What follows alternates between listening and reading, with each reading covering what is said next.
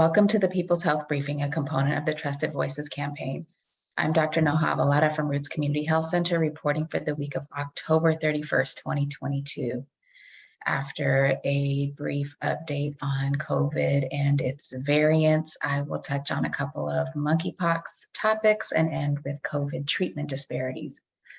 As health professionals rooted in Oakland, serving some of the people most vulnerable to getting and suffering from COVID-19, we're here to cut through the noise to give you information you can use to make choices that will keep you, your loved ones, and your community as safe as possible. The goal of the People's Health Briefing is to empower you with our best knowledge and thinking every Tuesday morning. Here in Alameda County, you can see that cases continue coming down, not as fast as we would like, but coming down nonetheless. And when we take a look at testing, and this is the Alameda County testing dashboard, we can see that we're still at 4.7% positivity. So that's still pretty high, but you can see that testing numbers are continuing to come down. For a lot of the pandemic, we were testing at or above 10,000 folks a day within Alameda County. Now we're just sort of around 3,000 tests per day. And so I wanted to point out, as I have a few times before here, the importance of sometimes doing the PCR test is if you need to know soon and you need to get it right. We know that the antigen test can be negative for a few days until you get enough of the virus in the nose to start testing positive. But the PCR test will be positive much earlier. So if you're someone who needs to be treated, if you have SARS-CoV-2, or you're going to be going around others who are vulnerable without a mask, then you may need a PCR in those situations. Also, we do want people to have documented proof of having SARS-CoV-2 in the event that they might need it in the future. For instance, if you are one of the people who suffers with long COVID and needs to be able to demonstrate that you indeed had SARS-CoV-2. So remember that PCR testing still remains an important tool, even though we are very fortunate to have the home testing, which is nice and convenient. It's definitely not perfect. And so this is another tool in the armamentarium that we should be thinking about. So on that note, I wanted to point out that Alameda County has a very nice testing resource page. The link is in the post, but you can see that it has a number of different resources and great information. So check that out. And the other thing that I wanted to point out from this testing dashboard is just what I've been saying, which is that as these numbers go down, what we can glean from testing alone becomes sort of less and less something that we can rely on its own. And we have to take it alongside other pieces of information. So I'll go through a few of those as usual. Hospitalizations in Alameda County, still doing this hovering that I'm not crazy about. We are now at 53 people in the hospital, 8 of those in the ICU. When I reported last week, we were with 53 in the hospital, with 7 of them in the ICU. So not better. By way of comparison, there are currently 2 people in the hospital in Alameda County with the flu, but it is early in the flu season, so that's something that we're certainly going to keep an eye on. Looking at our wastewater data, it's still looking fairly reassuring. These dots are kind of all over the place, but we can see that we've got information up to about a week ago. So that is good. This is something that we're going to want to keep an eye on in the hopes that this will be an early indicator for us when cases start to go back in the other direction. As far as COVID deaths nationwide, I wish I had better news to report, but we are still over 350 deaths per day. When I reported last week, it was slightly better at 368, but really hovering here remains concerning. This has been over 2,500 deaths per week for many months now. So this is something that we really would like to see come down before we start to head into a winter surge and it starts to go back in the other direction. When it comes to our COVID variant proportions, unfortunately, this is changing quickly, which is not necessarily what we want to see. So the BA5, which is in the teal, last week was over 60% of cases. Now it's under 50%, where the BQ1 and the BQ11, the kind of Kelly green and the dark olive green, last week when you added them up, they were a little over 11%. Now they're about 27%. So these BQ1 and BQ11, I talked about them in a little more detail last week, but these are concerning variants, and the rate at which they are displacing the others, particularly the BA4 and 5, is concerning because they are different than the ones that we've been dealing with before. They have mutations that are evading not only our prior immunity, like against BA1. If you had BA1 infection, all the evidence is saying you're not well protected from BQ1 and BQ11. And also it is getting around our monoclonal antibody treatments, which is one of the only things that we can use for people who are immunocompromised to prevent them from catching it. And it is also one of the very important tools in our treatment armamentarium. So, hate to say it, but we are losing tools. So we know that we have some good tools. Unfortunately, we are losing some of those tools, and some of those tools aren't being accessed by all. And I will talk about that more a little bit later.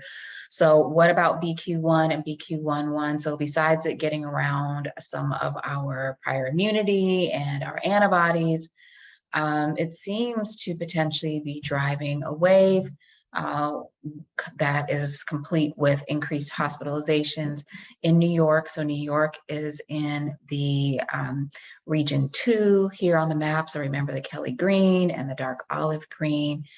And when I reported last week, they were at about 29% BQ1 and BQ11. Now they're at 43%. So increasing really quickly, and that is for that whole region of New York. And they are also having an increase in hospitalizations. So you can see that here, it's sort of going up, and we'll just keep an eye on that. Why? Because we have tended to follow what's going on the East Coast.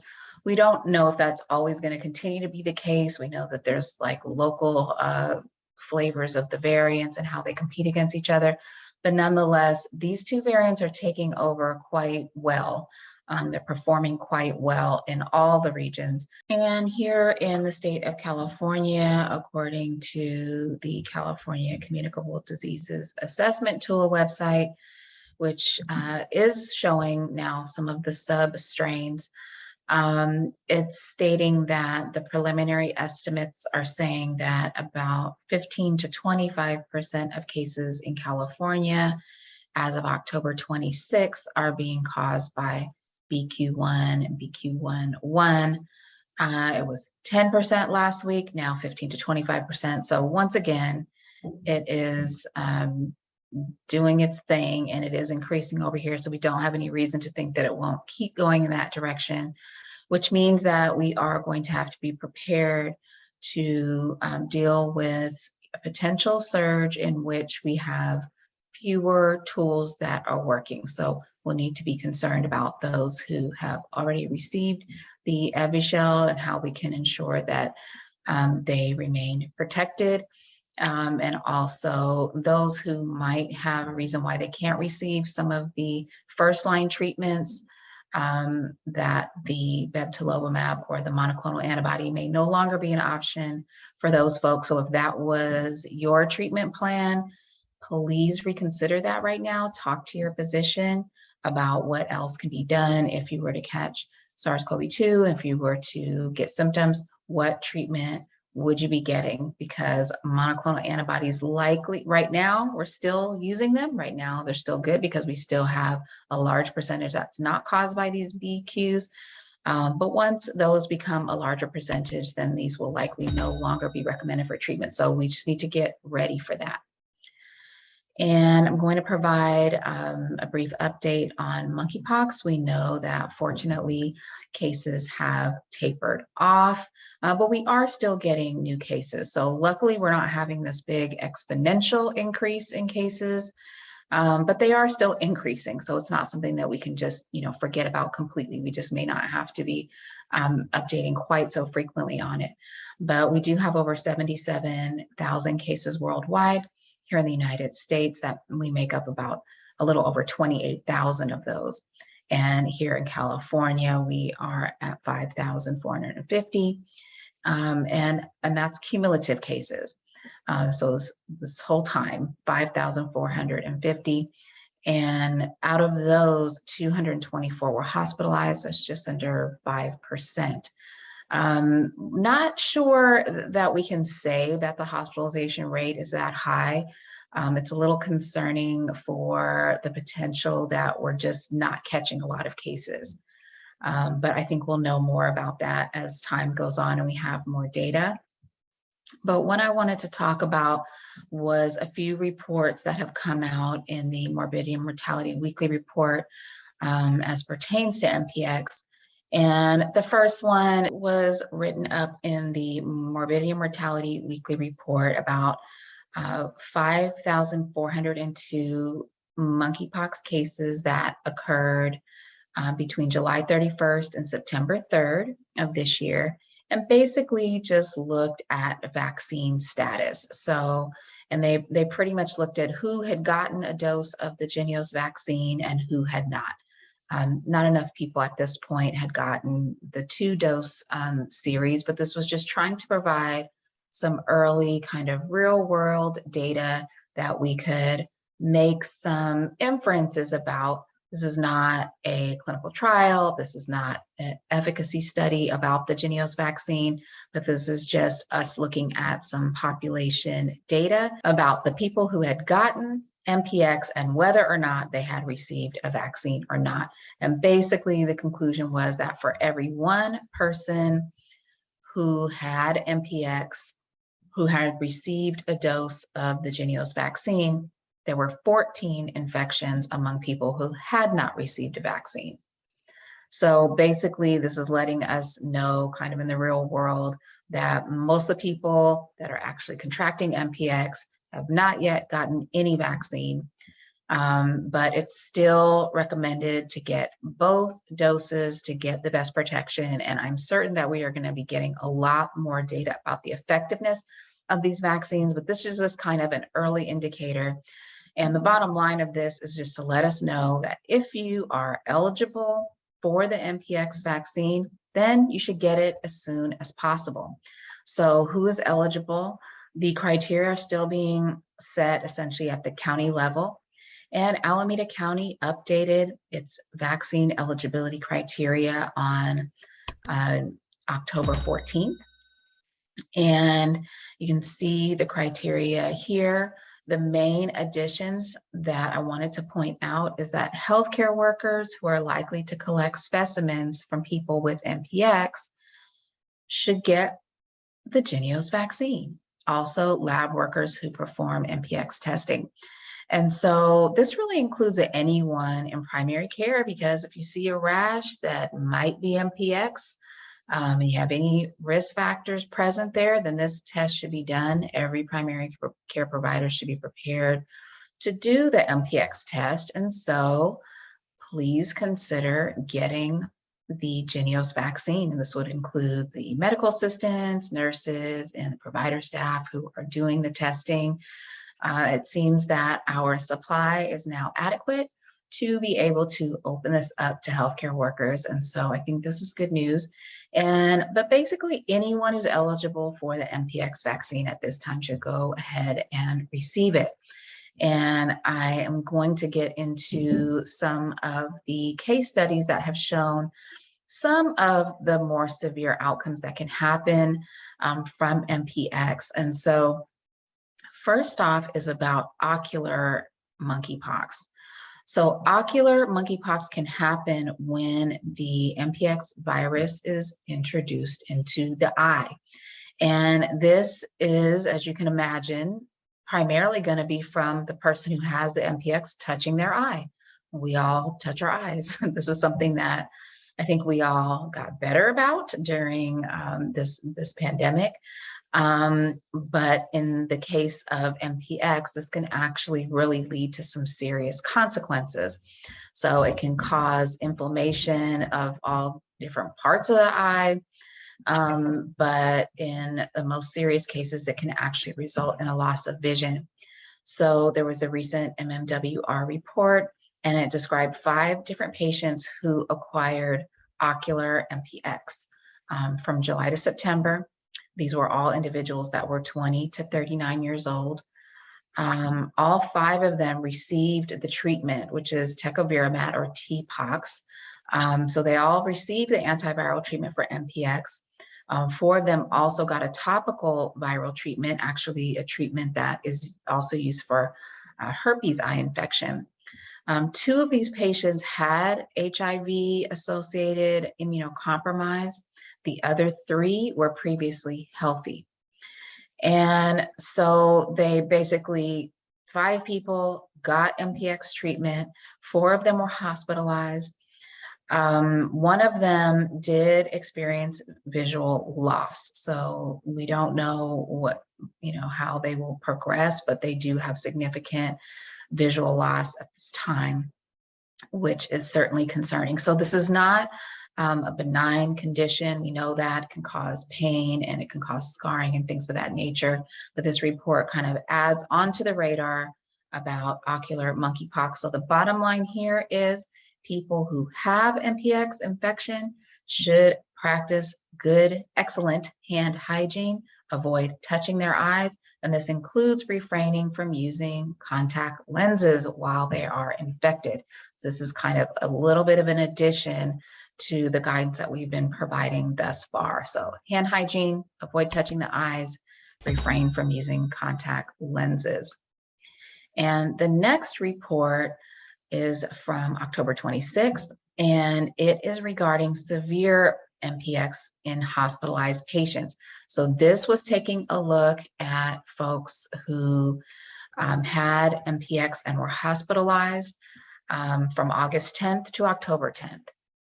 So just a couple month period, and it honed in on 57 patients, 18 and up, who were hospitalized with severe manifestations of MPX.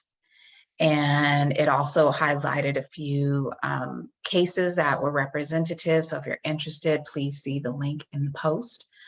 82% of these individuals had HIV, and only 4 of them were on antiretroviral treatment for their HIV before the MPX diagnosis. This leaves 91% who are not on antiretroviral treatment for their HIV, so basically not being treated. The majority of these patients were men, 95%, and 68% were Black. So remember, we are talking about severe cases, people who are hospitalized with severe manifestations over a 2-month period, 57 of them, and 68% of them were Black. And about a quarter of them were unsheltered. So when we take a look at what happened to them clinically, 30% of them went to the ICU and 21% of them have died.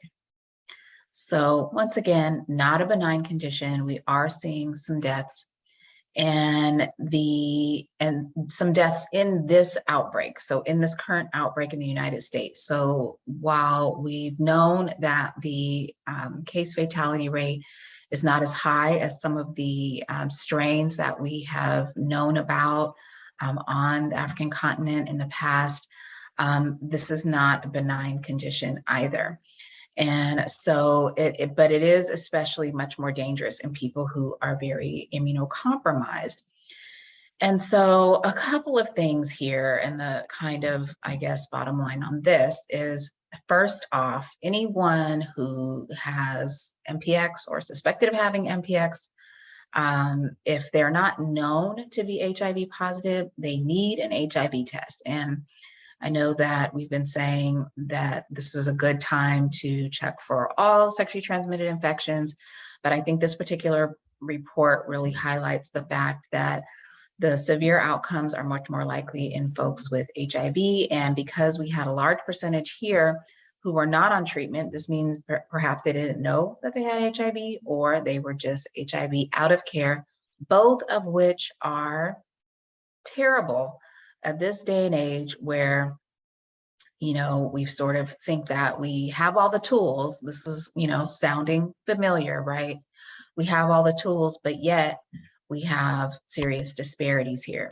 And I'm going to show you some of these disparities. If we look at AIDS case rates and we look at racial disparities, you can see that African American men are more than 8 times more likely to have AIDS. Remember, AIDS means that the HIV is more advanced and it is causing suppression of the immune system and making these individuals more vulnerable to different types of illnesses, not just MPX, but you know, other life-threatening illnesses, other illnesses that would not otherwise necessarily even be life-threatening are now life-threatening. And this is happening over 8 times more compared to white men. Why is this?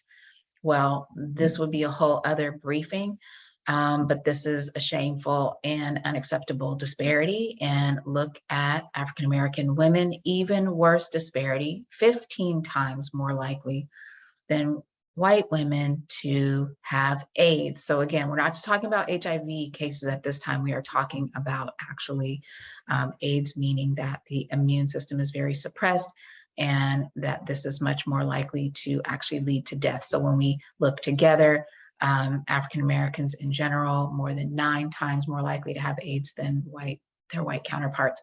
So this is a devastating disparity that has been persistent. It's something that we are working on all the time at Roots and have been since the beginning, really, of Roots, because this is really a disparity that has persisted.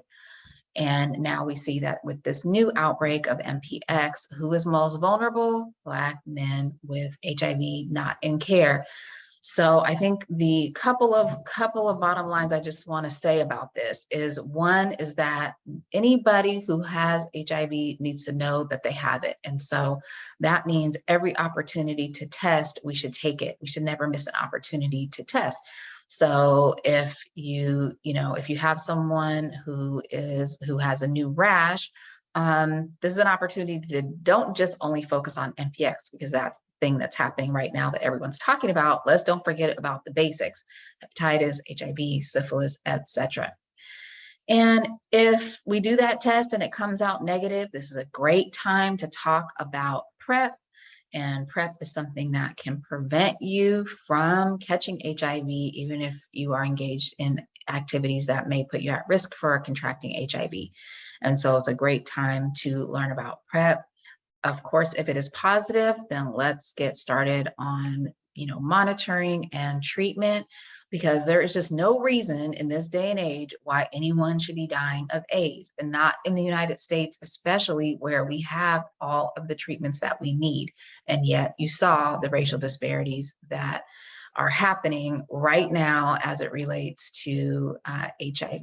So on to yet another disturbing racial disparity that is happening, that is sort of in the making now. And there was a report in the Morbidity and Mortality Weekly on October 28th. And this is talking about racial and ethnic disparities in outpatient treatment of COVID-19. This is especially disturbing because we are in this pandemic. We are in this active, evolving pandemic still, that we know that folks are saying, we have the tools, let's move on. Well, unfortunately, some of our tools are no longer going to be useful because of what I mentioned earlier about new variants getting around them. And the tools that we have that do remain effective are not being equally given to all groups of people. So this was a look at a very large data set from electronic health record data from 692,570 COVID-19 patients, from 30 different sites. These 30 sites represent one or more healthcare systems. So this is a very large swath across the United States. This is folks over 20 years old who sought medical care. I'm going to get back to that in a second, who sought medical care during January to July 2022. And what they did was they assessed, were these folks treated with the 4 treatments that I've been going over every week for a while now? These are our top 4 outpatient SARS-CoV-2 treatments. These are the game changers. If you take them, if you get them and you take them, and you take them in time. And you can see what in time is over there to the right. And in general, with most antivirals, most all antivirals, the sooner the better. This is why I always mention about the PCR, wanting to know as soon as possible so you can get on treatment before it's too late. And these are the 4 different treatments, and it looked by race and ethnicity overall, and then it honed in on high-risk patient groups. And what they found was, first of all, I think in some good news is that the percentage of COVID-19 patients seeking medical care who were treated with Paxlovid increased. It was less than 1% in January of 2022. It was very difficult to come by back then. By April, it was up to 20%, and by July, it was up to 34%. So this was good, better access. However, during April to July, so we just are going to focus in on when the Paxlovid use was higher, from April to July, Black or African American patients were prescribed Paxlovid 36% less often than whites, 36% less often.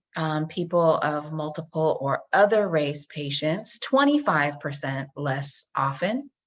American Indian or Alaskan Native and Native Hawaiian or other Pacific Islander groups, 23% less often, and Asian patients, 19% less often, and Latino patients, 30% less often.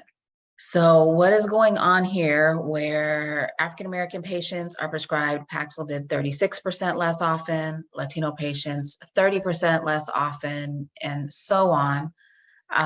This is highly concerning because remember, this is individuals who sought medical care. So we're not even talking about people who didn't seek medical care. We're talking about people who sought medical care, did not get the treatment.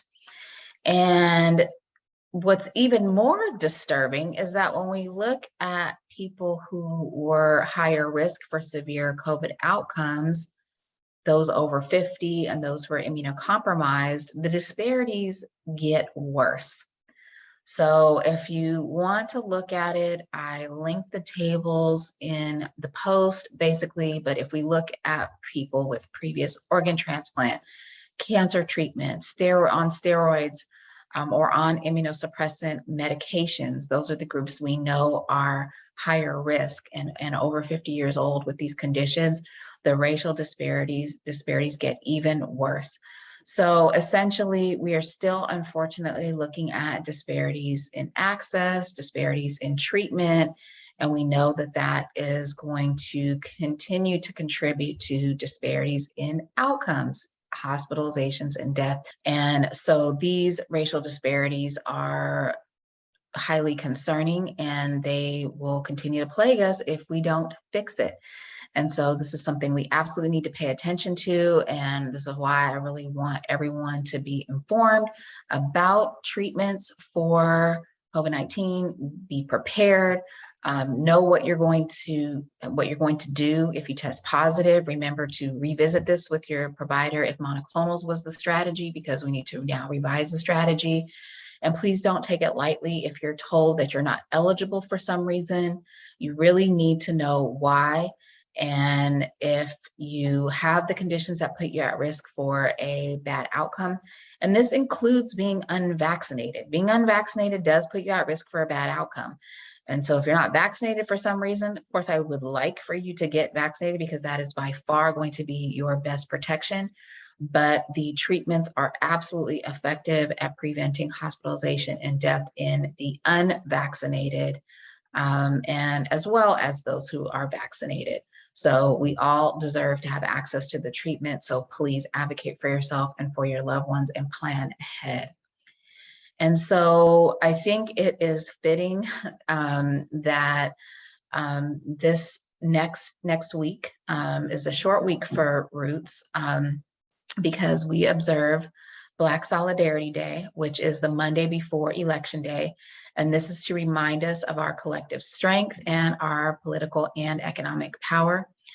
This is a day that was established back in 1969 as a collective call to action of people of the African diaspora to abstain from work, school, and commercial activities, and instead focus on the upliftment of our own institutions and community. And this day is actually observed in many cities across the country and in a lot of institutions of higher learning, including many of our historically Black colleges and universities. And this year, Black Solidarity Day falls on Monday, November 7th. So we will not have a briefing on the 8th. But we will be celebrating for the remainder of the week. I, of course, urge everyone to please make your voice heard at the polls on Tuesday. There is a lot going on in the city of Oakland and the county of Alameda, so please cast your ballots on Tuesday. And then please join us for a number of activities of upliftment and economic empowerment that we have planned for the week. We have multiple opportunities for you to show your solidarity. So please join us. Please check us out at Roots Empowers to learn more about the different activities that we have planned. These include Cyber Friday and also a Black Solidarity Business Saturday at our new community center, which is called Armstead Hall. It's at 7830 MacArthur Boulevard. And from 12 to 4, we will be showcasing some of our Black businesses. So please come out to show your solidarity. So if you have not received any shot in the last couple of months, please come and get your bivalent or Omicron booster.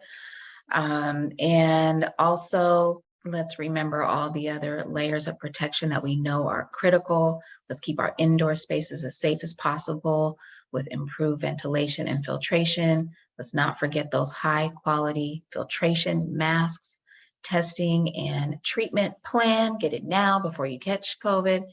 And if you don't feel well, please isolate. Don't go around people who are vulnerable.